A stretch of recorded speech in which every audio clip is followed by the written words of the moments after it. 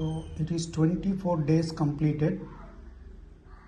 ACL and MCL. ACL reconstruction, MCL repair, meniscus repair for left leg, and ACL reconstruction, PCL repair, meniscus repair for right leg.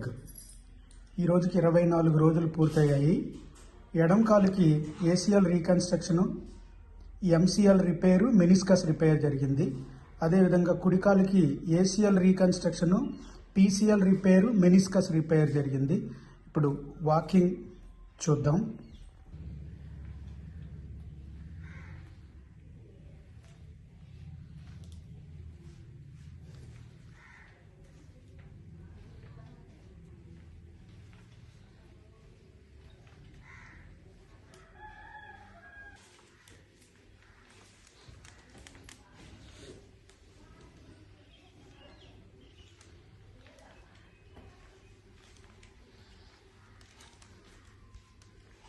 Thank you.